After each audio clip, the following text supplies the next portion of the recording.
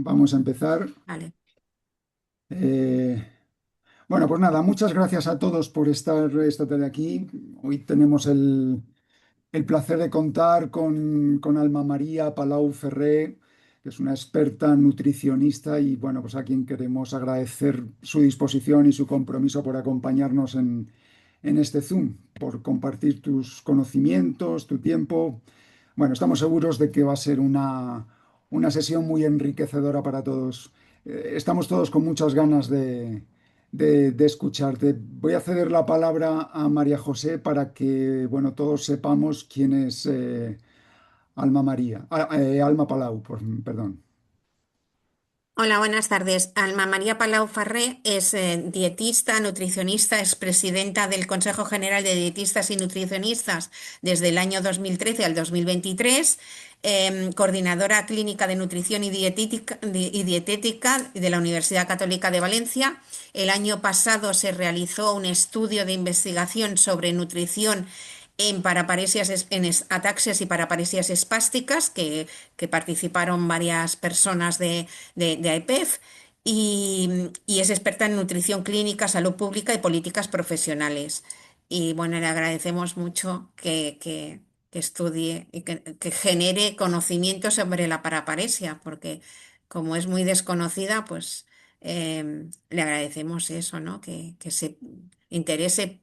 Somos poquitos, pero muy complejos, ¿no? Porque hay muchas variedades genéticas, muy heterogéneo entre sí, diferentes prevalencias, diferentes penetrancias, pero muy agradecidos porque todo lo que genere conocimiento, pues ayuda a la historia natural de la enfermedad, ¿no? Y nada, muchísimas gracias por estar aquí, por su tiempo, por su investigación y por su ayuda. Muy bien. Pues nada, yo muy agradecida a la EPEF de que haya contado conmigo y muy agradecida de este éxito de convocatoria porque al final pues ya se ve que, bueno, que es un tema que os interesa, que os preocupa y que estáis aquí por algo, ¿no? Porque también queréis aprender cositas. Eh, bueno, yo realmente me metí un poco en el mundo de la nutrición y la discapacidad en general cuando tuve a mi hijo hace 13 años, pero él tiene una parálisis cerebral, no tiene nada que ver con una enfermedad genética.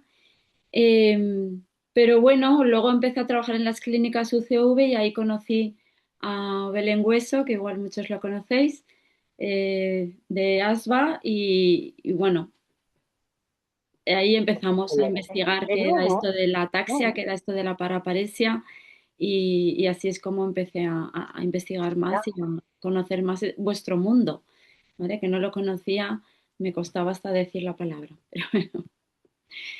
Muy bien, pues voy a compartir la presentación, vamos a empezar, si os parece. ¿Me dais permiso ya? Ya.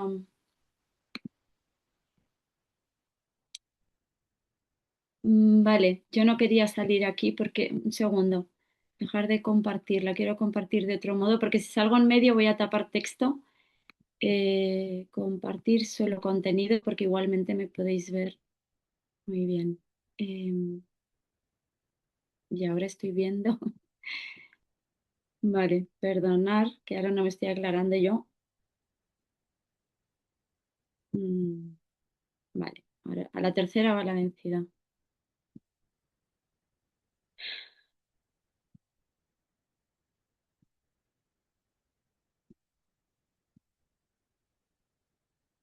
Vale, ahora sí, ¿verdad?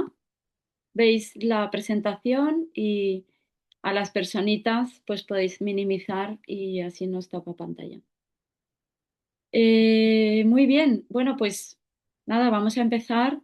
Quería empezar, pues bueno, vosotros ya sabéis mejor que yo qué es la paraparesia espástica, ¿no? Pero para entender un poco y también porque, bueno, luego como esto se queda grabado, puede verlo gente que no conozca la enfermedad, para entender un poco qué relación puede tener la nutrición con la paraparesia espástica, ¿vale?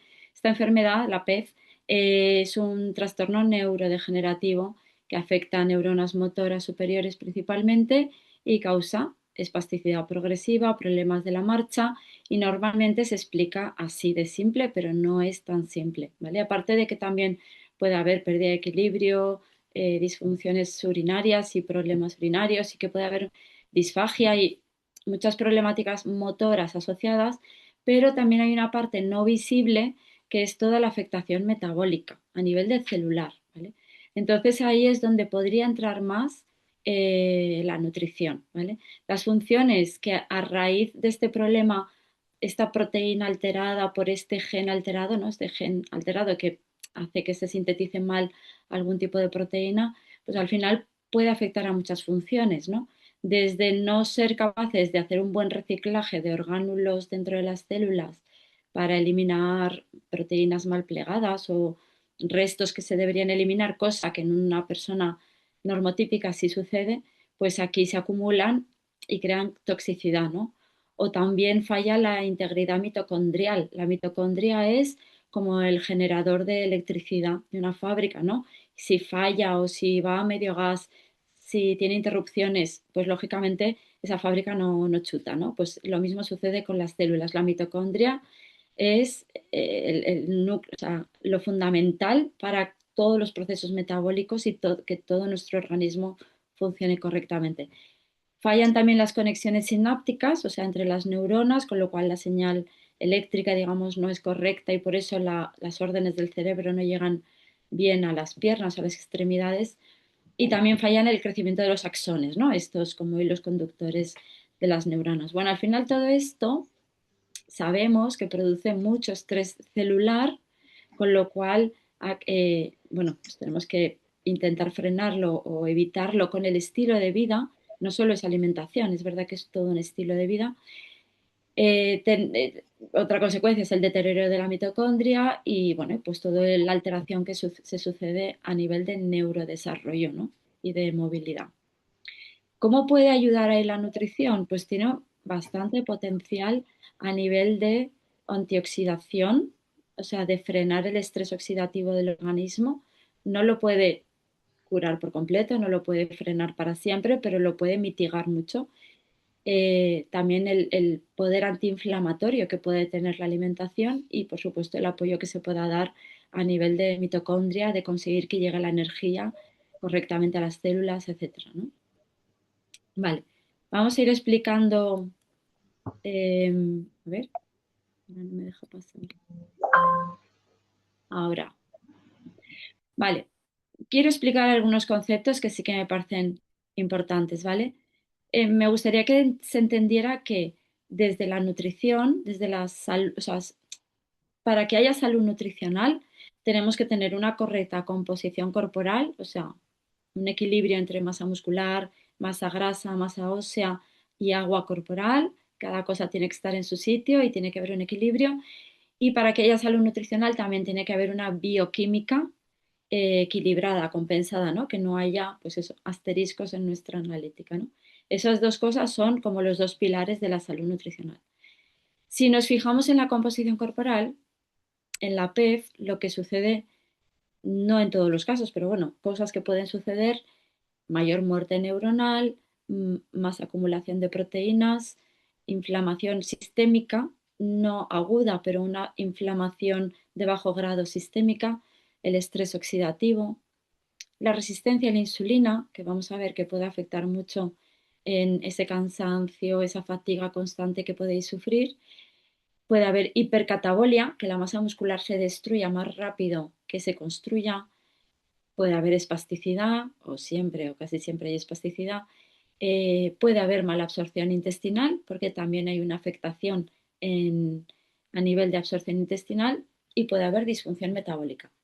Ni todo se da en todos. Bueno, sí que puede pasar que en uno se dé todo, pero no todo se da en todos, ¿no? Y todos estos, digamos, defectos, ¿no? de esta condición, pues hace que afecte a nuestra composición corporal, ¿no? A vuestra composición corporal. Pues puede haber pérdida involuntaria de masa musculoesquelética. Daño muscular, que no es que el músculo desaparezca, sino que deja de funcionar, ¿no? Hay una pérdida de función. Puede darse la obesidad sarcopénica, es decir, una pérdida patológica del músculo y una acumulación excesiva y también patológica de la grasa.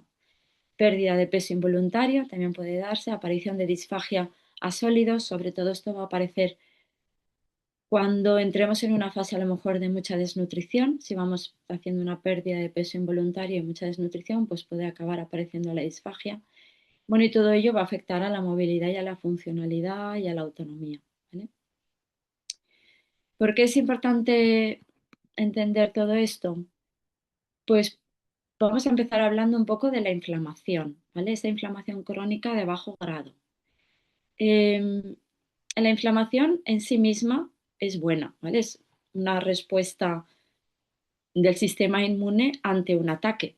Es decir, en la parte izquierda de la diapositiva, pues una respuesta fisiológica ante una agresión, pero es una respuesta, es necesaria, está localizada y es transitoria. En el momento en que se resuelva el problema, pues desaparecerá esa inflamación, ¿vale? Y es una inflamación muy localizada. Pues es un dolor abdominal, la garganta irritada, una encía, yo qué sé, un corte, bueno. Esto es bueno que haya esa respuesta porque se cura la inflamación. Lo que no es tan bueno es que en nosotros exista una inflamación crónica, es decir, persistente, de bajo grado, porque no vamos a notar en principio grandes síntomas, pasa totalmente desapercibida. De hecho, para detectar si hay inflamación crónica de bajo grado necesitamos recurrir a las analíticas y ver los biomarcadores, etcétera, que luego sí que los voy a comentar porque me parece interesante. Eh, esta inflamación de bajo grado pues produce siempre que hay obesidad, sobre todo de tipo abdominal, porque empieza con la resistencia a la insulina y empieza la inflamación. Puede ser en enfermedades autoinmunes, pero desde luego sí que se sabe que hay inflamación crónica de bajo grado en enfermedades neurodegenerativas, ¿no? Entonces, tenemos que contar con ello, ¿vale? Con que ya de por sí, por tener esta enfermedad, hay una inflamación de bajo grado y esto lo tenemos que intentar modular desde el estilo de vida, no solo desde la alimentación. También es importante la actividad física, muchos temas que luego veremos, ¿vale? Otro concepto que quería explicar, ya sé que son un poco técnicos, ¿vale? Y, y que a lo mejor no sé si en la consulta lo explicaría así tan de este modo, pero bueno, como luego se queda grabado y lo podéis volver a ver si algo no se ha entendido. Un concepto que me parece importante es explicar que el tejido adiposo, o sea, nuestra grasa corporal, antes se pensaba que era un almacén de grasa y que era un almacén de energía para cuando pues alguien, bueno, pues ante una necesidad, pues tuviéramos donde conseguir energía metabolizando esas grasas y obteniendo energía para lo que fuera, ¿no? Para más actividad física o lo que sea.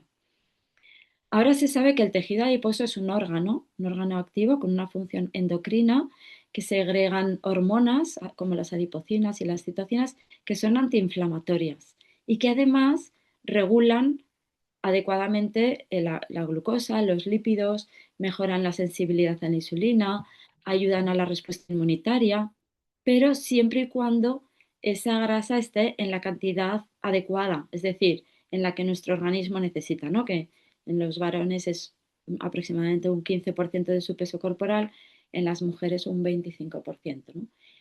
Todo lo que pase de ahí ya estamos hablando de sobrepeso, obesidad, etcétera. Cuando se produce ese sobrepeso, obesidad, cuando aparecen capas de grasa, además de las que deberíamos tener en nuestro normopeso, no están ahí sin más, sino que ese órgano que antes regulaba adecuadamente la glucosa, los lípidos, la insulina, la inmunidad, etcétera, se vuelve un órgano hiperactivo y empieza a segregar lo contrario, ¿vale? Sustancias proinflamatorias, a alterar la sensibilidad a la insulina, a generar más predisposición a otras enfermedades como la hipertensión, el colesterol, la diabetes, etcétera, ¿vale?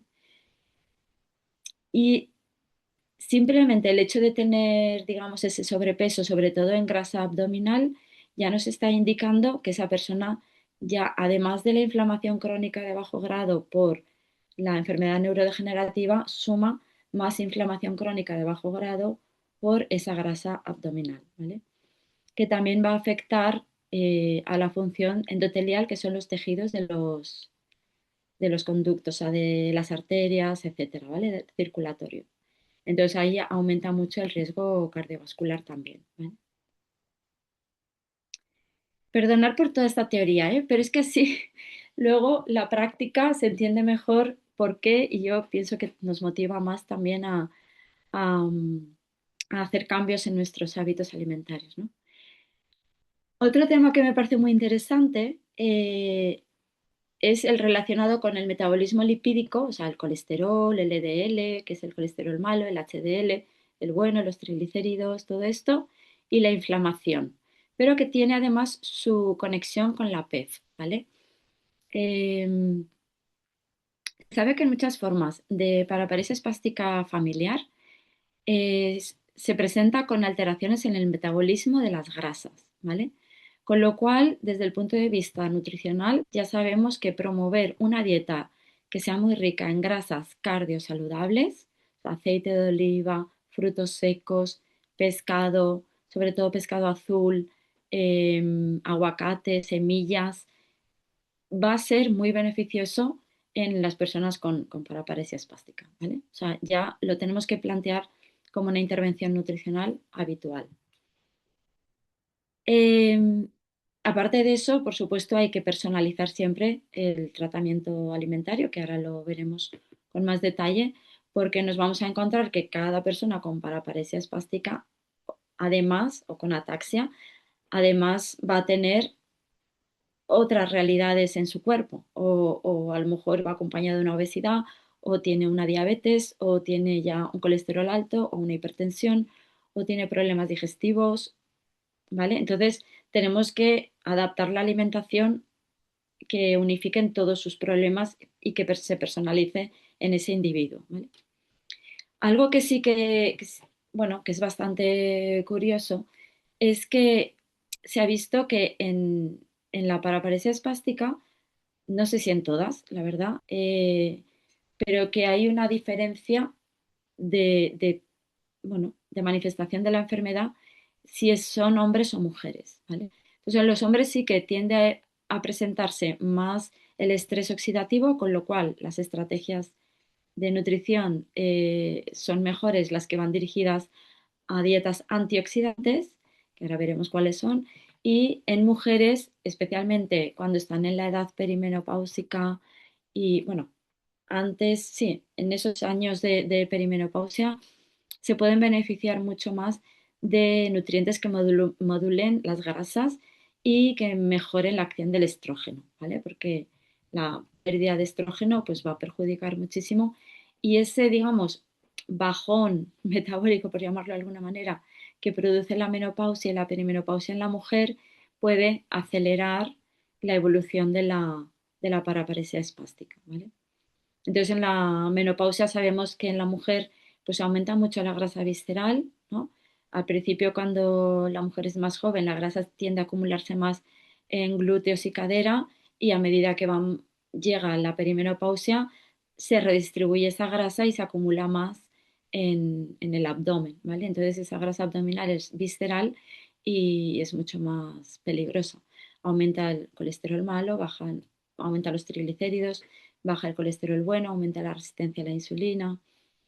Desgraciadamente, desgraciadamente aumenta mucho el apetito, al mismo tiempo que disminuye el gasto energético, con lo cual la grasa abdominal es más fácil de acumular. Y por supuesto, pues la inflamación esa que hablábamos de bajo grado aumenta y el estrés oxidativo también. Con lo cual, cuando pues, vemos a una mujer con paraparesia espástica que además está en edad de perimenopausia, pues nos tenemos que centrar también, porque es súper importante en esa mujer, atender los síntomas de la menopausia en ese momento, ¿vale? Eh, Otro factor, otro mundo que hay en nuestro cuerpo que está directamente relacionado con la neuroinflamación. la microbiota intestinal. Es otra línea de investigación muy actual, muy novedosa, pero que está dando muchísimas luces. Lo que se está viendo es que la microbiota, o sea, ese conjunto de bacterias que están dentro de nuestro colon, ya no es solo un conjunto de bacterias que están en nuestro colon. Eh, Se ha visto que tienen funciones metabólicas, inmunológicas, fisiológicas, que funcionan como barrera intestinal funcional, pero lo más curioso es que se ha descubierto con mucha evidencia el eje microbiota intestino-cerebro, es decir, que hay bacterias en el colon que se comunican con bacterias en el cerebro y que estas bacterias son capaces a través del torrente sanguíneo de cruzar la barrera hematoencefálica y o provocar más neuroinflamación o reducir la inflamación. ¿Vale? Es un área todavía muy novedosa, pero lo que sí que se ha visto es que cuando no hay disbiosis intestinal, que cuando conseguimos que el sistema digestivo, sobre todo el colon, funcione con total normalidad, cuando conseguimos ir al baño todos los días, no hay estreñimiento, no hay diarrea, no hay hinchazón, no hay dolor, no hay eructos, no hay gases, más allá de lo normal, eh, baja mucho la inflamación neuronal, ¿vale? Y al revés, cuando hay mucha disbiosis, aumenta, sí que se ha visto que aumentan dos biomarcadores muy claramente, la interleuquina 6 y el factor alfa de necrosis tumoral, que además ellas mismas, aparte de ser un biomarcador de que nos está diciendo que hay disbiosis y que hay inflamación, todavía, sobre todo el factor alfa, eh, pues afecta también a la resistencia a la insulina y provoca todavía más desastre en nuestro metabolismo. ¿Vale? Bueno, entonces la microbiota es muy importante. Hoy tampoco vamos a profundizar mucho en este tema, pero la salud digestiva es muy importante.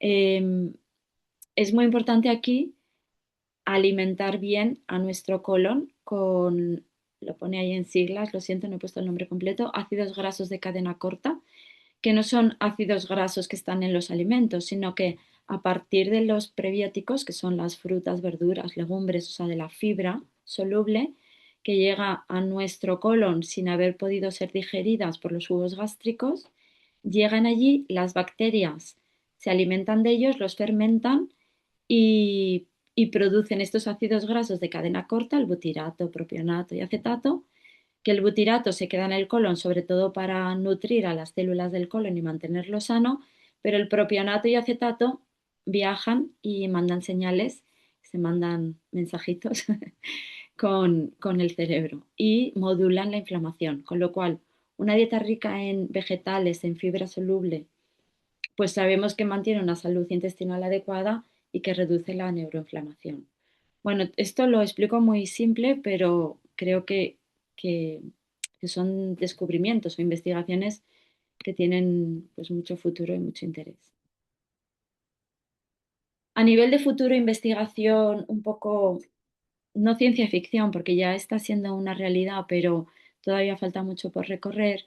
Yo creo que en el mundo en concreto de la parálisis espástica, eh, me ha gustado mucho este artículo que lo han publicado este año pasado, en 2025, un equipo de Portugal, eh, donde estudian, hacen una revisión sistemática, ¿no? Que es como hacer una búsqueda de toda la investigación reciente sobre un tema, ¿no? Y llegan a una conclusión que me ha gustado mucho, que es que para poder progresar en lo que la nutrición podría ayudar a este tipo de enfermedades, hay que estudiar a los pacientes desde el punto de vista de su dieta, su estado metabólico y su neuroimagen. O sea, observar también cómo va evolucionando eh, la neuroimagen, ¿no? Bueno, pues las pruebas que se utilizan para ver el estado de los órganos del cerebro, el sistema nervioso, etcétera. Y que además se debe diferenciar entre hombres y mujeres y según qué comorbilidades lleven, ¿no? Y luego otro ámbito que está siendo muy prometedor, sobre todo para este tipo de enfermedades, es la nutrigenética y la nutrigenómica. O sea, ya existen, o sea, la nutrigenética lo que hace y nutrigenómica lo que hacen es, a partir de una muestra de saliva, eh, analizar los genes y ver qué variantes genéticas tenemos, qué rasgos, se analizan también los rasgos fenotípicos, ¿no? Que es como la manifestación, o según este gen, pues soy morena, según este gen soy bajita, ¿no? Pues esos rasgos fenotípicos se cruzan con las variantes genéticas, se analizan aspectos metabólicos y las influencias epigenéticas, que son las de fuera adentro, ¿no? Como mi estilo de vida, según donde vivo, o cómo me alimento, o cómo me muevo, o cómo duermo, pues influye también en mi genética. Se analiza todo esto y se llega a una recomendación, digamos, personalizada para esa persona de cuál debería ser su perfil nutricional, su pauta dietética, etcétera.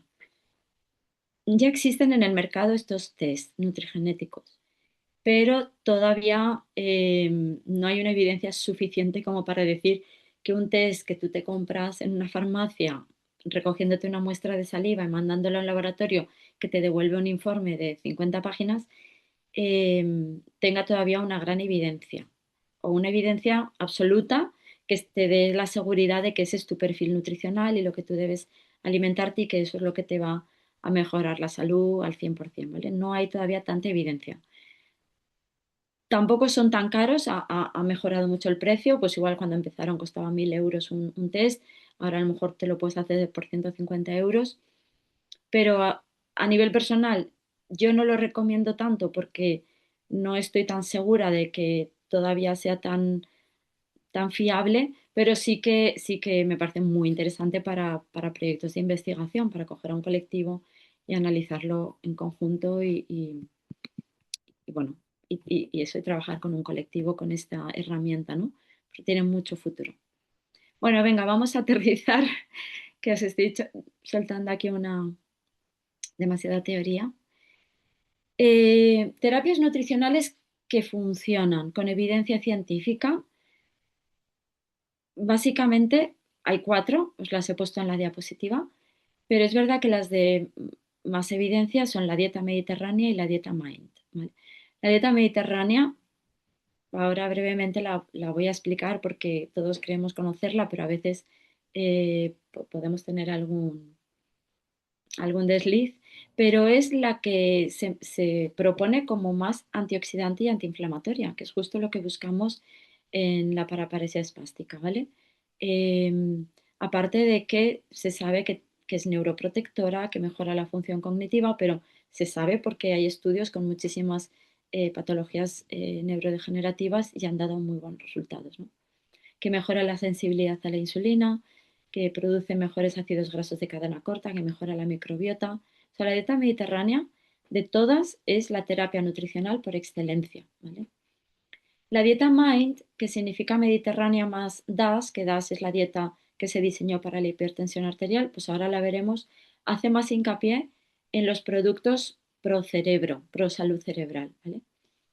Pero antes quería comentar, la dieta cetogénica, que sí que se ha utilizado en muchas enfermedades neurodegenerativas y en muchos casos se ha visto beneficios, sobre todo en la reducción de la inflamación y en la función mitocondrial, pero hay que decir que no sirve para todas las personas, es decir, en algunas personas utilizar la dieta cetogénica va a ser peor, o sea, les va a producir más comorbilidad y les va a empeorar la salud.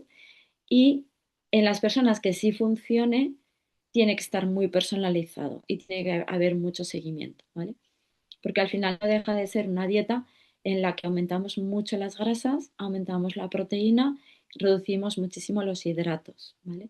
Y eso pues no es lo que está previsto para el ser humano. Entonces digamos que se fuerza un poco la maquinaria y hay que asegurarse de que el metabolismo sigue funcionando correctamente y que no se perjudica el hígado, que no se perjudica eh, a nivel cardiovascular, que no se perjudica incluso a nivel de estado de ánimo. O sea, la dieta cetogénica es conocida, ¿no?, por sus efectos negativos a nivel del estado de ánimo, ansiedad, depresión. Bueno, pues si una persona tiene esa predisposición, nunca le va a dar esta dieta, ¿vale? Entonces hay que ver persona por persona. Y luego la dieta hipocalórica también, lo mismo, pero también tendría que estar personalizada, tendría que estar justificada que una persona se le haga una dieta por debajo de sus necesidades calóricas y asegurando que no pierda masa muscular, etcétera, etcétera, ¿vale? Que reciba todos los micronutrientes. ¿Vale? La dieta Mind, que os decía antes, eh, pues sí, tiene un enfoque muy explícito en alimentos que la investigación ya ha asociado con salud cerebral. Es una dieta que se creó, se diseñó para reducir el riesgo de padecer Alzheimer y se consiguió, o sea, una reducción del riesgo de enfermedades neurodegenerativas, pero no congénitas, bueno, sino desarrolladas ya en la tercera edad. Y bueno, tiene su lógica porque su base alimentaria es muy antioxidante y antiinflamatoria. Mucha verdura de hoja verde, otras verduras al día, frutos rojos, frutos secos, aceite de oliva, cereales integrales, pescados, especialmente azul, legumbres mínimo 4 veces por semana, carnes blancas. Bueno, pues es una dieta mediterránea, pero haciendo más hincapié todavía, si cabe, en, en los productos que son antioxidantes y antiinflamatorios. Pero además la dieta Mind insiste en que es necesario reducir los proinflamatorios, porque si yo estoy tomando algo que me desinflama y al mismo tiempo me estoy comiendo lo que me inflama, pues no sirve de nada, ¿no? Entonces hay que quitar de la dieta carnes rojas. Cuando decimos carnes rojas, sobre todo nos referimos a las procesadas, nos referimos sobre todo al jamón curado, a los fiambres, a los embutidos, a los chorizos, ¿vale? Más lo procesado, no tanto el filete de carne roja fresca. Hay que evitar la mantequilla, margarina, quesos, dulces y bollería, fritos y comida rápida, ¿vale? Entonces hay que llevar una alimentación pues muy saludable, pero sí que tiene resultados, ¿vale? Esta es la dieta mediterránea, que a lo mejor estáis acostumbrados a verla como pirámide. La pirámide ha quedado ya un poco desfasada.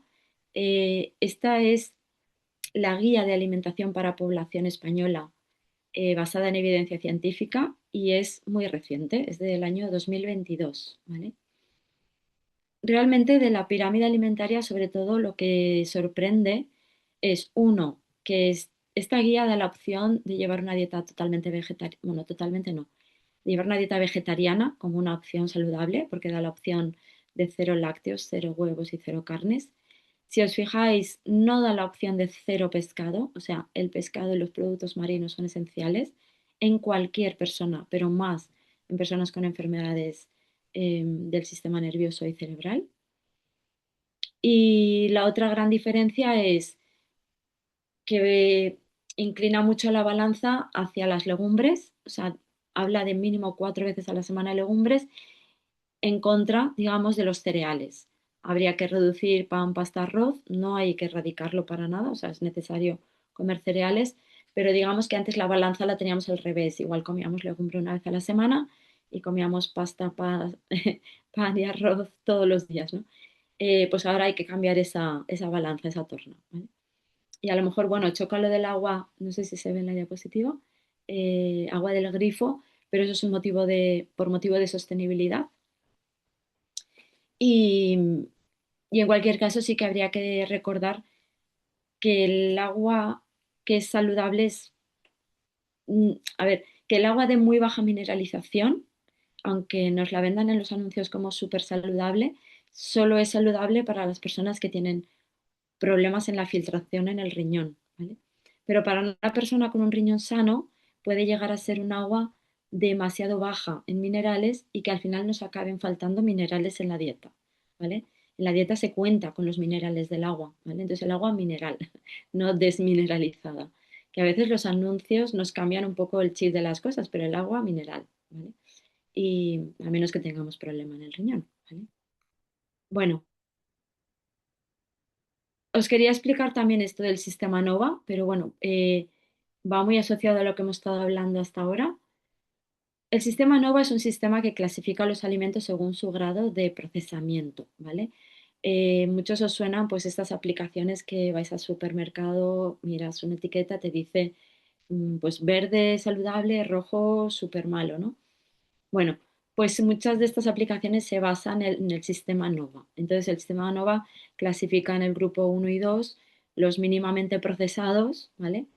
1 son frescos, alimentos frescos. En el 2 se considera el grupo de alimentos que están un poco procesados para poder usar como condimento en la cocina, ¿vale? O como, sí, ayuda en la cocina.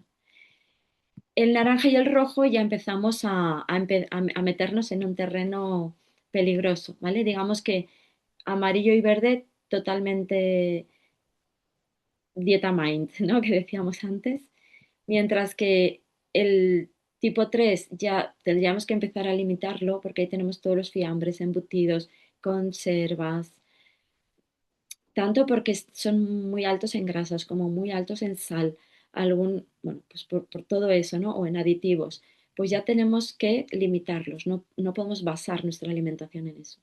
Y ya lo que tenemos que evitar por completo es los ultraprocesados, calorías vacías, alimentos que no nutren en absoluto, y etcétera, ¿vale? Bueno, y presentaros para que los conozcáis, los biomarcadores inflamatorios, estos son los que más nos pueden hablar de si hay inflamación de bajo grado en nuestro organismo, ¿vale? Es interesante que regularmente pues, nos lo pidan en una analítica, en las analíticas que deberíamos hacernos anualmente por lo menos, y ver cómo están estos biomarcadores, ¿vale? Lógicamente, si están muy altos es porque hay una gran inflamación. Entonces, seguramente tendrán que tomar alguna medida medicamentosa, ¿vale? Pero si está un poco alto, podemos estar sospechando pues, que hay resistencia a la insulina, que hay todo lo que hemos dicho antes, ¿vale? Inflamación de bajo grado, neuroinflamación. Entonces, son muy sensibles a los cambios. Si yo empiezo a llevar una dieta saludable, empiezo a beber más agua, empiezo a hacer más actividad física, empiezo a dormir mejor, se normalizarán muy rápido, ¿vale? Entonces también nos ayuda mucho a medir cómo las acciones que tomemos a nivel de estilo de vida pues son efectivas en la neuroinflamación, ¿vale? El TNF-alfa, el tercero, sí que es verdad que aparece cuando la inflamación es mucho más agresiva, sobre todo en enfermedades inflamatorias intestinales como el Crohn y así. Pero también es interesante tenerlo a raya porque si sube mucho, a su vez es un poco destructiva, ¿no? Este biomarcador, o sea, altera mucho la resistencia a la insulina, eh, puede ser una explicación de esa fatiga y ese cansancio persistente. Entonces ahí sí que interesa pues reducir la inflamación a nivel intestinal, etcétera. No me- Creo que me estoy alargando mucho. Ya para un poco, ya estoy casi terminando, pero bueno, suplementos, quería comentaros algunos. Lógicamente, el suplemento tiene que estar supervisado, o sea, tiene que ser un profesional el que nos proponga los suplementos, ¿vale? Porque hay muchos, tenemos que valorar cuál es el ideal para cada persona. Hay que valorar además qué cantidad de suplemento, no todo el omega 3 es igual, cada cajita tiene una dosis diferente y van a tener un efecto diferente. Pero aparte también es interesante medir, o sea, cuando hay deficiencia, tenerlo documentado, dar la suplementación y poder medir al final de 3, 6 meses si ha habido esa recuperación de ese déficit de algún micronutriente para poder dejar la suplementación, porque no tiene por qué ser permanente, ¿no? O sí, o tal vez sí, pero es bueno que nos lo dé un profesional, pero que además lo monitoricemos con el profesional, o sea, que volvamos al tiempo, que sigamos la pauta y que podamos ver qué efecto está teniendo eso en nuestro organismo, ¿vale? El omega 3 yo diría que es el antiinflamatorio por excelencia en las enfermedades neurodegenerativas, ¿vale? Y ahí os pongo la dosis habitual que estaría en una dosis de mantenimiento, ¿vale? Si tuviéramos que ir a una dosis más terapéutica, pues se podría aumentar, pero bueno, os pongo ahí el sello de calidad que tenemos que buscar para estar seguros de que contiene lo que dice contener, etcétera. La vitamina D, esencial, que esté en un nivel óptimo en personas con enfermedad neurodegenerativa. En Europa hay deficiencia, a pesar del sol hay deficiencia y eso, bueno, pues tiene que ver un poco con la distancia a la que estamos del Ecuador, etcétera. Bueno, pero tiene que haber suficiente. Entonces, además de antiinflamatoria, tiene un gran papel en el sistema inmunitario y es esencial que esté para intentar mantener la inflamación de bajo grado lo más bajo posible, ¿no? Entonces, aunque se necesita por la exposición solar y lo podemos encontrar en algunos alimentos, pues si se necesita suplementación, por lo que decíamos antes, porque a veces puede haber baja absorción de alimentos o porque alguien sintetiza peor, por ejemplo, las personas con dermatitis o con psoriasis o con, pues no, el efecto del sol en su piel no es el mismo que de una persona que tiene la piel sana, ¿no? Bueno, el motivo, el que sea, si está muy bajo, es importante suplementar y, y verlo con profesionales. Importante recordar el riesgo de intoxicación, ¿vale? Por hipercalcemia y que al final puede provocar fallo renal, fallo cardíaco. Entonces, supervisión. El zinc, entraríamos en la parte de los antioxidantes, ¿vale? El zinc, el selenio, pues también lo mismo, hay unas dosis recomendadas, máximo que no debemos superar. Siempre antes, primero asegurar que lo ingerimos con los alimentos. Siempre los nutrientes se absorben mejor y son más efectivos cuando van en su matriz, en su propio alimento, pero cuando es necesario se suplementa. La curcumina, pues también se ha visto mucho efecto antiinflamatorio. Pues muy interesante usarlo en la cocina a través de la cúrcuma. Lo que pasa es que tiene muy poca cantidad de curcumina y a veces es valorable e interesante la suplementación, ¿vale? El magnesio. Fijaros, hablo del magnesio porque todo el mundo me pregunta por el magnesio. Pero es importante, por supuesto, participa en más de 300 funciones bioquímicas del organismo. Imaginaros, está en todas partes, es necesario, ¿no? Pero sí que es verdad que si llevamos una dieta equilibrada, completa, variada, es difícil que tengamos déficit. Recordemos que siempre la suplementación es cuando hay déficit. Importante del magnesio, hay muchos tipos y cada uno tiene una función diferente, ¿vale? Hay un tipo de magnesio que sirve para el estreñimiento y hay otro que sirve como laxante. Entonces, no son exactamente iguales y hay que tener un poco de cuidado de cuando usamos cada uno, ¿no? Uno nos ayudará a dormir mejor, otros tal vez, a tener mejor función de los músculos, pero en casos de espasticidad, mm, yo no he visto estudios, la verdad, pero sospecho que no debe tener un gran efecto, porque ya de por sí es una suplementación que tiene muy poquito efecto en personas sanas, con lo cual pienso que en una enfermedad neurodegenerativa que viene, digamos, de un origen mucho más profundo, ¿no? Como es el gen, la proteína, etcétera, dudo que tenga mucho efecto. Pero bueno, interesante o importante saber, hay una dosis máxima que puedo tomar de magnesio elemental. Eso quiere decir que tengo que mirar la etiqueta y ver la cápsula de citrato de magnesio, pero cuánto de solo magnesio hay ahí.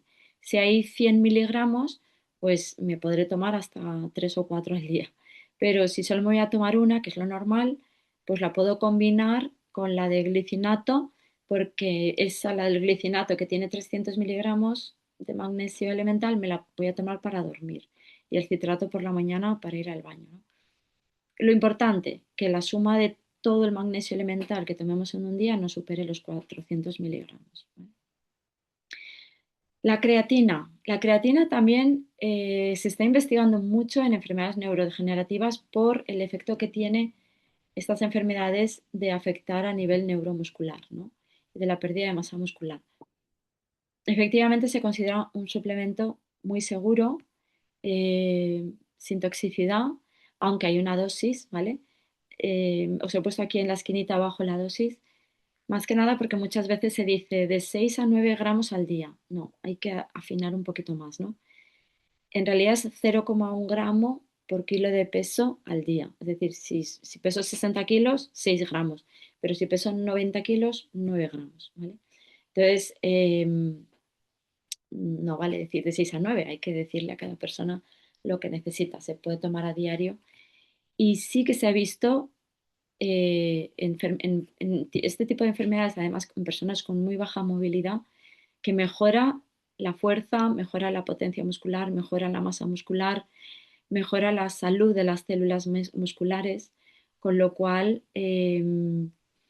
mejora la distribución del agua corporal, que el agua tiene que estar sobre todo dentro de la célula, no fuera, y cuando en una enfermedad neurodegenerativa no solo es que perdemos masa muscular, es que las membranas de las células, digamos que pierden fuerza o pierden vida, ¿no? Entonces el agua no se conserva bien dentro de la célula, sino que sale fuera, ¿no? Y esto no es saludable. El agua tiene que estar dentro porque la mitocondria, todas las partes de la célula necesitan el agua para vivir y para funcionar, ¿no? Entonces, la creatina sí que se ha visto que además de mejorar la masa muscular, pero mejora también las membranas celulares de los músculos, con lo cual ayuda a que el agua esté más donde tiene que estar, ¿no? Dentro de la célula. Los probióticos súper importantes, primero en forma de alimentos, yogur, kefir a diario, que hay que suplementar, por supuesto, se suplementa, pero por favor con supervisión, ¿vale? Hay muchas cepas, cada cepa tiene su función, cada caso necesitará un tipo de probiótico, no es algo que se pueda tomar permanentemente, etcétera, etcétera, ¿vale? Entonces todo esto yo os lo pongo, pero bueno.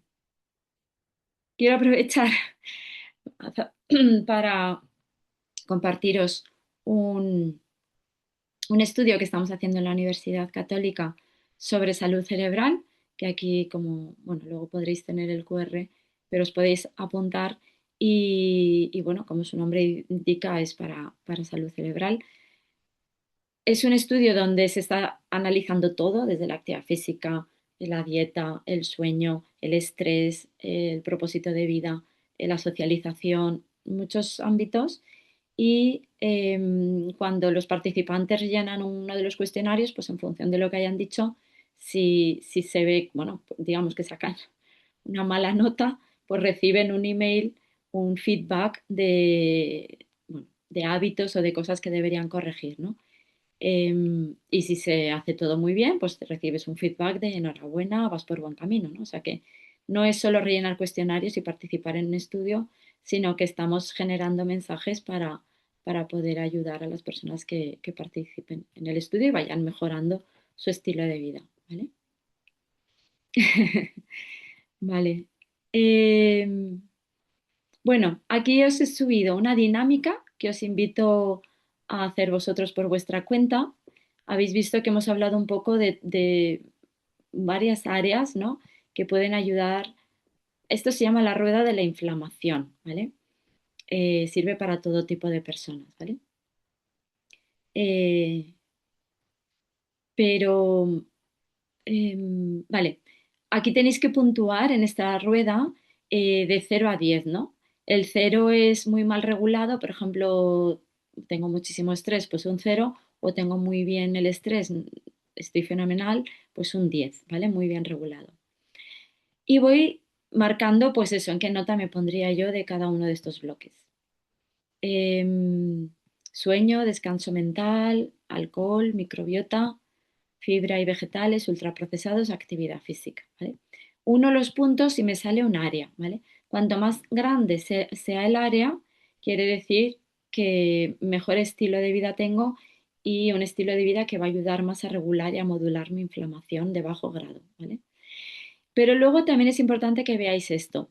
Actividad física, estrés, sueño y descanso mental están interconectados. Quiere decir que si yo, por ejemplo, justo estos tres es que esta persona los tenía bastante bien, ¿no? Pero imaginaros que estos también están interconectados, ultraprocesados, fibra, microbiota y alcohol. Esta persona consume muy pocos vegetales. Solo con que mejore este hábito, imaginaros que llevamos esto hasta este punto, el área se ampliaría muchísimo, ¿vale? Porque ya tiene una buena nota en ultraprocesados y bastante buena nota en microbiota, ¿vale? Si además esta persona de comer pocos vegetales dejara de beber alcohol, pues todavía se ampliaría más y bajaría más su inflamación de bajo grado, ¿vale? Os animo a hacer esta actividad en casa. Os comento que también he puesto aquí otro test de dieta mediterránea que podéis hacer en casa y aquí tenéis la puntuación para saber si tenéis una buena adherencia a la dieta mediterránea o no. También os he puesto un test de salud digestiva para que podáis analizar cómo está vuestra microbiota y que podáis saber si necesitáis consultar a un profesional. Y no sé cómo voy de tiempo, así que voy a parar aquí porque había traído algunos datos para presentar el estudio que hicimos, pero me gustaría primero ver con vosotros si queréis hacer alguna pregunta, si es mejor que...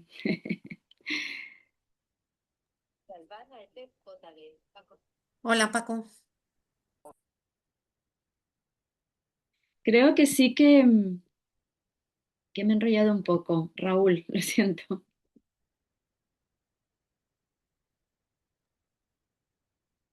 Tienes el micro... Tienes que activar el micro, Raúl. Ya está. Bueno, Alma, bueno, yo entiendo, creo que ha sido estupenda toda la exposición que has hecho. Veo en el chat que, al sí. menos en el chat por ahora, hay alguna pregunta, pero estoy seguro que nos deben haber surgido muchas, porque, bueno, pues porque sí, porque según vas desarrollando todo, pues creo que a todos te iríamos preguntando por cada diapositiva que has puesto. Eh, Me parece que María José tiene la relación de Sí, preguntas. había unas en el formulario y ahora en el chat ha habido una pregunta que ha preguntado sobre la cúrcuma, si no se activa más con la pimienta negra, Ujú. y otra sobre los probióticos en los yogures y las latas de sardina. Supongo que es por, ¿sabes? Lo de bueno, la acumulación de algún, bueno, que no pasa nada con las sardinas, ¿no? Pero sí que se ha visto que en algunos pescados que están enlatados, pues puede haber bisfenol A y cosas de estas, pero en Sí. teoría no pasa nada, es seguro. Pero bueno, supongo que va por ahí, ¿eh? Porque hablaba de latas de sardinas y probióticos en yogures. Y luego bueno, primero estas dos y luego te digo todas las que había en el formulario. Estas son, Vale. espera, que hay otra más. Creo que, uy, Yo cuidado. las estoy viendo, las del Hay, chat, vale, hay y otra sí. más. Hay otra, ¿es aconsejable el ayuno? ¿En Mm, qué formato? Y, y era por el omega 3 dice. Ah, bueno, mm. supongo que lo de las latas de sardinas por el omega 3. Vale. A ver, la cúrcuma, efectivamente sí, con pimienta negra se asimila mucho mejor, ¿vale? Eso habéis acertado al 100%. Los yogures son recomendables con probióticos o como probióticos. Los yogures, yogur o kéfir deberíamos comer a diario, ¿vale? De hecho, es una pregunta que hacemos siempre en consulta, ¿cuánto yogur comes a diario? La bacteria láctica la necesitamos como el aire, o sea, la necesitamos en nuestro organismo. Si no lo como a diario, día sí, día no, día sí, día no, ¿vale? Porque digamos, casi todo lo que no hagamos a diario, porque no somos capaces, por lo menos que sea día sí, día no, porque un día de descanso el organismo no lo nota y al día siguiente le vuelves a dar un probiótico, ¿vale? Y así con prácticamente todo, ¿vale? Las latas de sardinas, todas las conservas siguen teniendo bisfenol en su recubrimiento interior. Esto, España es de los pocos países de Europa que todavía no lo ha erradicado. Lo ha erradicado de los plásticos, de muchos sitios, pero no del recubrimiento de las conservas. ¿Qué quiero decir con esto? Latas de sardinas, yo no sé cuántas os coméis a la semana, pero cervezas en lata me gusta.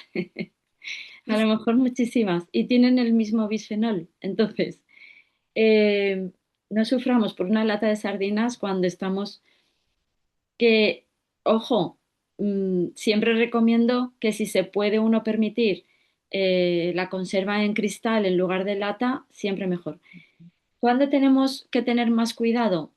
Cuando tenemos enfermedades neuroendocrinas o cuando tenemos diabetes. Todos estos son disruptores endocrinos que van a afectar a nuestro metabolismo de la insulina, etcétera, etcétera, el bisfenol. Entonces, pues sí, y sí, es verdad, todas las personas que a lo mejor la barrera hematoencefálica esté más sensible, pues, tengan más riesgo, en fin, tendría que retirarse. O sea, España lo tiene que retirar ya. Yo ya no sé cuántas moratorias se han conseguido, pero se tiene que retirar ya. Pero bueno, sí, no puedo explicar mucho más. Eh, Luego preguntáis por aquí sobre el ayuno.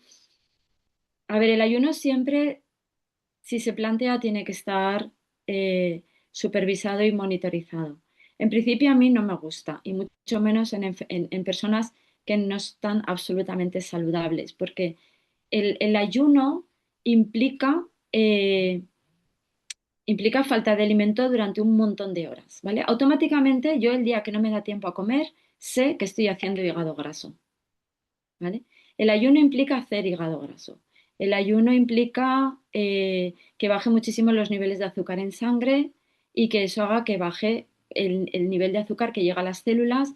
Pues si ya a lo mejor vivo cansada o vivo, pues el ayuno no me ayuda. El ayuno implica que en la ventana de alimentación, pues a lo mejor me pegue atracones o que no coma lo que debería porque estoy muerta de hambre, ¿no? Entonces, hay que tener cuidado con el ayuno. El ayuno nocturno, ese es natural, ese es, mm, nuestro organismo está preparado, desconecta unas cosas, desconecta el sistema digestivo, desconecta el cerebro y dormimos y es un ayuno natural. De hecho, es malo comer cuando deberíamos estar durmiendo, ¿vale? Porque el digestivo está fuera de juego, está desactivado. Pero, pero más allá del ayuno nocturno, tenemos una secreción de hormonas a un horario fijo, que tienen su horario, y necesitan que nuestra ingesta vaya acorde a ese horario de las hormonas en las que salen a actuar a nuestro torrente sanguíneo, ¿no? Entonces yo en principio desayuno una hora desde que nos hemos levantado, me parece esencial. La comida a mediodía antes de las 2, que es el punto de mayor gasto energético, la cena antes de las 9, porque luego ya empezamos en el proceso de desconexión para que digiramos bien los alimentos. Esas tres comidas me parecen fundamentales. Ahora, que haya personas que el ayuno les pueda ayudar a mejorar su metabolismo, porque a lo mejor lo tienen muy descontrolado y les puede ayudar a encauzarlo, sí, pero con ayuda de profesionales, ¿vale? Por cierto, no lo he dicho antes, pero todos los suplementos son vitaminas, minerales o sustancias liposolubles, si os fijáis, todo lo que hemos hablado antes. Entonces, siempre tienen que tomarse con alimentos, nunca en ayunas, ¿vale? No, no los podremos aprovechar nunca si los tomamos en ayunas. Em, Muy bien, vinagre de manzana, muy bien, es un probiótico muy interesante también. Es que no he podido hablar de todos. Hay muchos. La cúrcuma, jengibre, muy bien, es un antiinflamatorio digestivo. Pimienta negra, fenomenal. No os olvidéis de los alimentos, ¿vale? Los alimentos contienen todo eso, ¿vale? No nos obsesionemos con los suplementos. Primero aseguremos los alimentos y luego suplementemos, ¿vale? La creatina. mm, la- bueno, normalmente se toma por la mañana, la creatina. Mm, No es necesario tomarla con alimento, también se puede tomar en ayunas, pero lo normal es tomársela en el desayuno, dentro del vaso de leche o lo que sea, ¿vale? Y es verdad que tiene más efecto cuando hay actividad física. Los deportistas pues toman creatina, hacen actividad y se ponen pues a tope, ¿no? Pero aunque no haya actividad, también tiene beneficios, también tiene efectos positivos y, vale. Eh, bueno, el desayuno, ¿qué recomiendo? Que complete el resto de comida del día. O sea, la dieta se tiene que analizar por un día completo y a veces por una semana completa. Digamos que la unidad de alimentación es semanal, es una semana. Pero bueno, sí que recomiendo desayunar y a partir de los 35 años sí que recomiendo que el desayuno haya proteína, ¿vale? Y en enfermedades neurodegenerativas recomiendo que haya proteína, proteína magra, queso fresco, que no sea siempre jamón, queso fresco, atún, huevo, clara de huevo. La clara de huevo es la proteína óptima para el músculo, ¿vale? Entonces, como sabemos que el huevo al final, la yema incluye colesterol, etcétera, y otras grasas, las claras de huevo es un buen recurso también para el músculo, ¿vale? Entonces yo recomiendo que haya algo de proteína en el desayuno si queremos conservar la masa muscular. Vale, la creatina es para todos, ayuda a la salud cognitiva también, efectivamente. Reduce la sensación de niebla mental perfectamente y es ideal a partir de los 50. Muy bien, aquí haciendo publicidad, me encanta. Eh, si tienes problemas de tiroides, al ayuno es lo peor. Bueno, a ver, si hay problema de tiroides hay que tomar Eutirox, hay que tomar la hormona sustitutiva de la que yo no sintetizo y mantener un nivel adecuado en sangre y llevar una vida normal, ¿vale? No, no, no, no sé si me he explicado, pero ¿crees que la leche puede inflamar? Necesariamente no, pero no, no, no, para nada. Eh, la leche hay gente que le sienta mal, pero porque tiene una proteína, la caseína, la leche de vaca, que para el ser humano es difícil de digerir, ¿vale? Entonces, gente que le sienta mal, con lo cual le produce dolor abdominal, hinchazón, malestar, pero no es la inflamación que estábamos hablando antes, de bajo grado, persistente, crónica, ¿vale? Vale. Análisis específico, no hemos hablado de eso, pero es que no nos da la vida, tenemos que hacer otra charla. Mm, A ver, vosotros, o sea, por la enfermedad tendrían que haceros unas analíticas completitas, o sea, para ver déficits nutricionales, para ver todo el perfil lipídico, muy importante, el perfil de los azúcares, los biomarcadores que hemos visto antes para ver si hay inflamación crónica. Cómo está ligado, por supuesto, a las enzimas hepáticas. Hay que asegurarse que el riñón funciona bien, filtrado glomerular. Y luego a nivel de vitaminas, vitamina D, fundamental. El omega 3 se puede pedir también, pero no es muy habitual. No sé, ahora mismo así de memoria no me sale toda la lista, pero deberían ser completitas, sí. Vale. ¿El hipotiroidismo puede haber hecho que tenga esclerosis múltiple y Parkinson? Yo creo que no, no tienen relación, pero puede ser que hubiera una predisposición genética y que el hipotiroidismo, que al final sí que produce la inflamación de bajo grado persistente, lo haya desencadenado. Puede ser, pero como puede ser un traumatismo, ¿no? O como puede ser una situación de muchísimo estrés que puede de repente desencadenar eh, ¿no? O dar brotes más fuertes de la enfermedad. Por supuesto, si estás con antibióticos, el uso de probióticos es súper necesario, pero siempre dejando una distancia mínima de 2 a 4 horas entre el antibiótico y el probiótico. Si no, al tomarte el probiótico, te cargarás el antibiótico, ¿vale? Entonces, pero sí porque tomas el antibiótico, hace su efecto y luego tomas el probiótico para contrarrestar el efecto negativo del antibiótico, que va a ser la diarrea o la descomposición. Jamón serrano, la recomendación, sinceramente, son 2 veces al mes. Jamón serrano, si os soy sincera. Y si lo podéis dejar de tomar, no, porque estamos en España, es broma. Pero no es un alimento que debamos abusar, ¿vale? Claro, al perder 9 kilos te ha bajado mucho la inflamación, por lo que hablábamos al principio, ¿os acordáis? Que la grasa abdominal promueve la inflamación y la neuroinflamación, ¿vale? Creatina para adolescentes deportistas con PEF es aconsejable. A ver, si tienen buena masa muscular, no, no es necesario. No es que no sea aconsejable, es que no es necesario. Tampoco hacer hipertrofia muscular tiene sentido, porque al final la hipertrofia muscular es muy artificial. O sea, en el momento en que dejes de hacer actividad física y suplementarte, te volverás a tu ser, ¿vale? Porque genéticamente todos tenemos una complexión, la que sea, ¿no? Entonces la hipertrofia muscular es un poco artificial, durará un tiempo y a veces puede ser perjudicial si se abusa mucho, se va muy al extremo, ¿no? Afecta también a la microbiota y acaba provocando lo contrario, un hipercatabolismo proteico brutal, porque a veces hacemos una disbiosis de bacterias proteolíticas que se comen nuestro músculo, o sea, es brutal. O sea, yo he visto deportistas quedarse en los huesos por haber abusado de, no de creatina, perdón, sino de creatina con otros suplementos, porque a veces pues, llevan cosas que no deberían llevar. Si me quitan el jamón, me muero. Pues no te mueras, no te...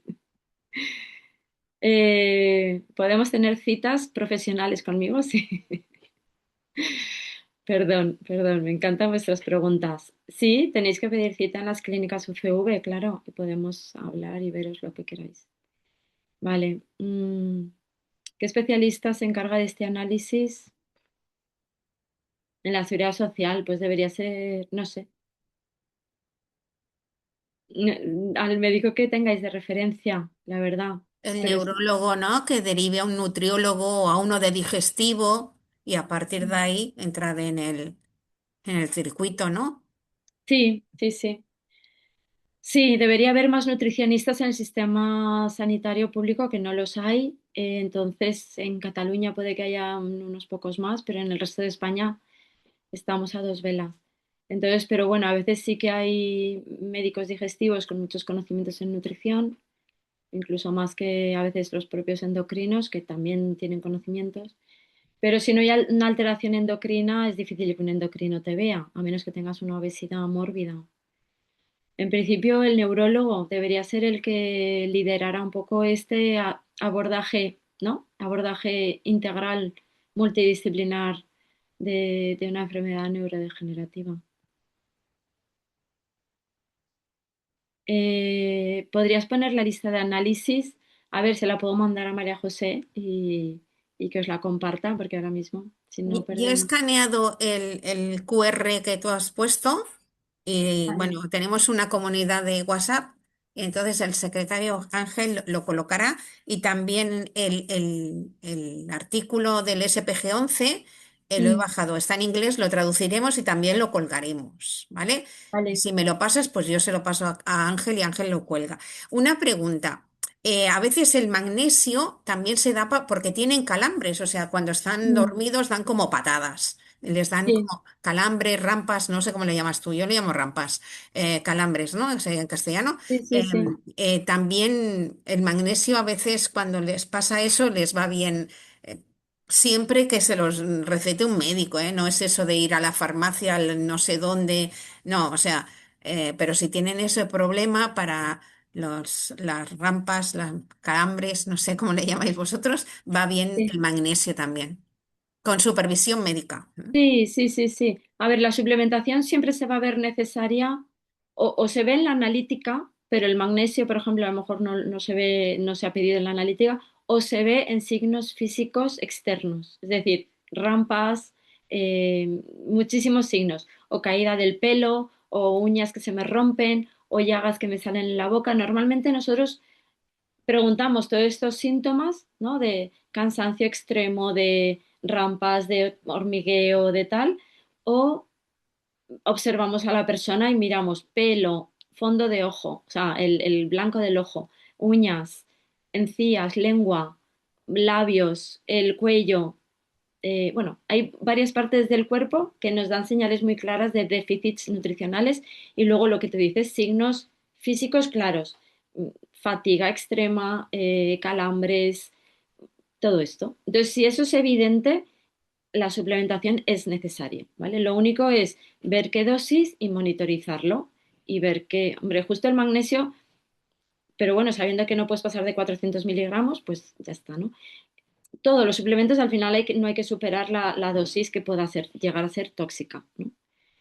Y cuando desaparecen los síntomas, lo normal es haber cogido un hábito, porque a veces igual esas personas no llevaban una buena alimentación o una buena hidratación o lo que fuera. Si sí la llevaban y aún así aparece el déficit, pues entonces es que necesita la suplementación más permanentemente. Pero a veces es por épocas, ¿no? Porque he llevado una mala alimentación, porque me he descuidado, porque lo que sea, ¿no? Se valora en cada caso. No, no estamos en Barcelona, estamos en Valencia capital, al lado del Mercado Central. Pero yo os digo una cosa, podemos a ver, no me gusta tanto porque no os puedo tocar, pero podemos hacer consultas online, se pueden hacer. O sea que si tenéis dudas, queréis pedir una cita, la primera, os digo precios. La primera visita en las clínicas cuesta 40 euros y los seguimientos 20 euros. La primera visita dura una hora y los seguimientos media hora. La pega, que no podremos ver vuestra composición corporal, podremos ver vuestras analíticas. Es muy interesante que vayáis a un nutricionista con todas las pruebas que tengáis hechas, sobre todo analíticas, ¿vale? Y si tenéis varias, pues varias, porque se ve un poco la evolución, o sea, un poco cómo es vuestra historia, ¿no? Cómo habéis ido evolucionando. Y Y hay que cuidar la alimentación, porque realmente yo tengo fe porque tengo algunos pacientes con ataxia y que veo que sí, que cuando vienen son constantes, tienen adherencia a los cambios. Yo entiendo la situación que pasáis, que a veces hay mucha ansiedad, que la alimentación es lo que menos a veces a uno le puede importar, pero realmente, bueno, sí, sí que veo resultados. He visto resultados en el ángulo de fase, que no he explicado lo que es, pero con electrodos podemos medir la composición corporal y medir dónde está colocada ese agua que decíamos antes, ¿no? Dentro de la célula, fuera de la célula, cómo es la salud de la pared celular. Es una pared celular sana, está enferma y sale un ángulo de fase, ¿vale? Eso aquí en el estudio que no os lo he llegado a presentar porque no ha dado tiempo, pero que tenéis ahí los resultados, se ve que realmente la población que vino al estudio, en general, bueno, no había personas con obesidad, había un porcentaje pequeño además de gente con sobrepeso, la mayoría estaban en normopeso, pero aún así la salud de la pared celular no era óptima ni en hombres ni en mujeres y un poquito peor en hombres, ¿vale? Eh, y bueno, con la creatina, con los antioxidantes, con los antiinflamatorios, con la dieta mediterránea, la dieta MIND, con un estilo de vida, evitando todo lo tóxico, todo lo perjudicial, la salud celular mejora. Y eso es, bueno, esperanza de vida, calidad de vida y todo. O sea que ya no sé deciros tanto a nivel de, bueno, sí, de estado de ánimo también, de como sensación de bienestar también, pero no tengo pacientes con paraparesia, todos son de ataxia ahora. Animaros. Bueno, ¿qué más? Entonces, si alguien tiene más preguntas, bueno, es que habla de falta de equilibrio con PEZ. Es que eso es un trastorno del movimiento, o sea, la falta de equilibrio está per se, o sea, no se va a regular con alimentación, creo yo. Em, ¿Qué más? Bueno, es eso, que vamos a pasar el estudio este, lo traducir, bueno, el artículo científico del SPG-11 lo traduciremos, ¿vale? vale. Hemos lanzado la segunda convocatoria de ayudas a IPEF a la paraparesia espástica tipo SPG-11, que se entregará el 25 de abril, el día del ADN. O sea, bueno, porque es muy prevalente dentro de la asociación. ¿Qué más? Lo traduciré y ya lo pasaremos y el otro estudio para que la gente lo haga. ¿Y qué más? Y bueno, si no les llegó a la gente que participó en el estudio, que no eran muchos, no fueron muchos, porque, bueno, no me acuerdo cuántos eran, pero no eran mucha gente los que participaron. De ataxia sí que había muchas personas, pero Ujú. de paraparesias, pues no sé cuántos al final fueron, pero no les ha llegado el estudio personalizado. ¿No? Vale, No, pues lo no. voy a revisar. Porque no lo han recibido. Eso sí que me lo dijeron y no lo han recibido. He preguntado a varios y nadie lo ha recibido. Wow. Vale. Pues Vale, esta semana, bueno, mañana sí, en clínicas lo reviso y vale, hablamos. Hablamos, vale. María José, y Y vemos. otra cosa es si el estudio, claro, era una N muy pequeñita, si se va a ampliar en el tiempo, o sea, si vas a seguir estudiando el estudio, la evaluación y el diagnóstico del estado nutricional en paraparesias espásticas este año o en años Mm, posteriores o ya no. No has llegado, porque yo lo he estado buscando y no he visto el artículo, ¿eh? De No hemos momento, llegado a ¿vale? publicarlo, está ahí que Porque no. yo estaba ahí buscando, ¿sabes? Y digo, no lo he encontrado, no lo he encontrado. Eh, pero eso no quiere decir que, claro, es que hacer el artículo y que te lo revisen por pares y todo, eso lleva un Mm. proceso también. Solo presenté un caso clínico en un congreso. El de O sea, ataxias. cogí uno de ataxia de Friedrich y lo presenté en un congreso, pero el estudio está hecho el análisis estadístico y todo, pero nada, cuesta mucho publicar, pero lo publicaremos. Y Ujú. además creo que nos lo aceptarán enseguida, o sea que son temas que es poco habitual que se investiguen esto, ¿no? Y yo sí que quiero continuar. Es verdad que este año no me ha dado la vida. Sí que estuve buscando financiación, proyectos de investigación, porque al final necesitamos recursos, ¿no? Que no sean costosos ni para las clínicas ni para los pacientes, sino que haya una financiación externa. Y ahí estoy buscando algún... He presentado en algún sitio, pero no me lo han dado. Entonces, mi idea era eso, conseguir como un poco de dinero para poder deciros a la EPF, a ASBA, oye, veniros otra vez que ya podemos invertir más recursos porque tenemos. Y- Porque me sí, gustaría introducir analíticas. Fue muy heterogéneo, cada uno traíais la vuestra de casa, digamos, la última que teníais, y nos falta, eso ha sido un fallo, no teníamos una analítica todos como los mismos tipo. parámetros reciente. Se podrían incluir los test nutrigenéticos que podríamos ver, ¿no? Haciéndolo en un colectivo, ver qué resultados nos sale. O sea que se podrían hacer test de microbiota para ver cómo es, si es diferente la microbiota. En fin, se puede hacer muchísimo. Nada, yo voy a seguir buscando financiación, a ver si...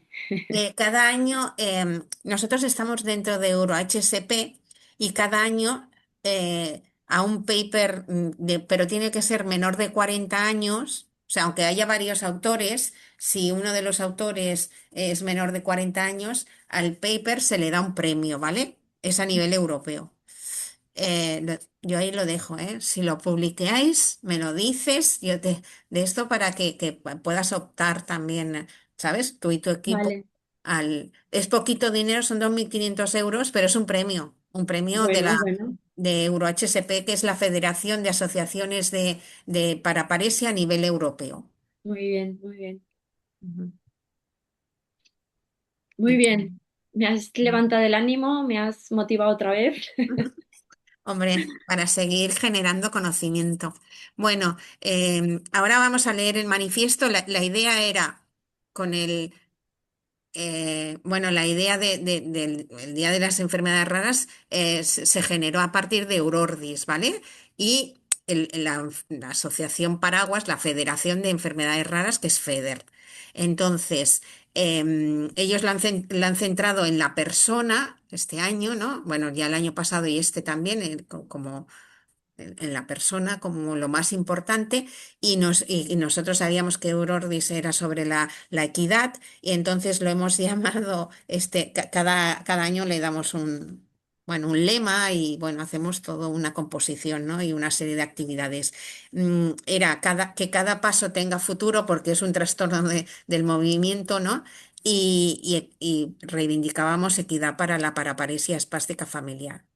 El Día Mundial de las Enfermedades Raras, impulsado internacionalmente por Rare Disease Day y en España por FEDER, pone el foco en la visibilidad y en la equidad. Desde la Asociación Española de Paraparesia Espástica Familiar, AEPEF, trasladamos este mensaje a una realidad concreta. Cada paso cuenta cuando se convive con paraparesia espástica hereditaria. La equidad no es un eslogan, es lo que permite caminar, estudiar, trabajar, participar y vivir con dignidad. La paraparesia espástica hereditaria o familiar es una enfermedad rara, neurológica, mayoritariamente de origen genético. Todas son genéticos, lo que pasa es que muchos no tienen determinado el gen, ¿no? Y de carácter progresivo. Afecta al sistema nervioso central y provoca rigidez, debilidad y dificultades en la marcha. Y otras manifestaciones, con un impacto directo en la movilidad, la autonomía personal y la calidad de vida. Puede manifestarse en la infancia, la adolescencia o la edad adulta y presenta una elevada heterogeneidad clínica y genética. En muchos casos el diagnóstico se retrasa durante años, generando desigualdades en el acceso a recursos sanitarios, sociales, educativos y de investigación. AEPEF es la entidad de referencia en España para las personas y familias que conviven con paraparesia espástica familiar. Trabajamos para defender sus derechos, promover una atención sanitaria y social equitativa, impulsar la investigación y dar visibilidad a una enfermedad todavía poco conocida. Con motivo del 28 de febrero, desde AEPEF reclamamos equidad real a través de 4 compromisos irrenunciables, 4 retos para que cada paso tenga futuro. Diagnóstico genético a tiempo. Reclamamos acceso equitativo al diagnóstico genético y circuitos claros de derivación. Sin diagnóstico no hay acceso real a recursos, apoyos ni investigación.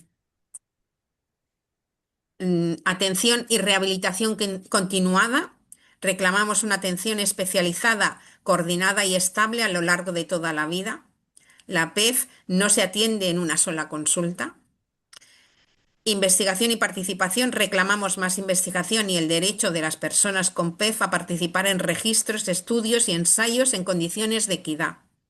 Accesibilidad y vida independiente. Reclamamos productos de apoyo, accesibilidad y entornos sin barreras que permitan autonomía en movilidad, educación, empleo y vida social. Porque cada paso importa, porque sin equidad no hay futuro, porque las personas con paraparesia espástica familiar no pueden seguir esperando. Y ahora, pues si alguien quiere decir algo o nuestro presidente quiere despedirse. ¿O alguien tiene alguna Pues cosa? nada, agradecer a Alma María todo lo que nos ha estado contando. Bueno, Muchas casi gracias.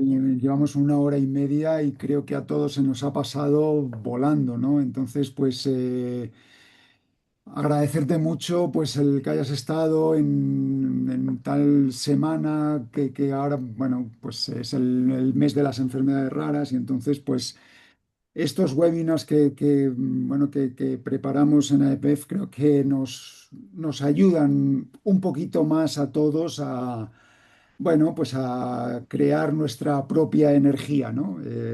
Estamos necesitados de ella y personas como tú pues nos ayudan a seguir tirando para adelante.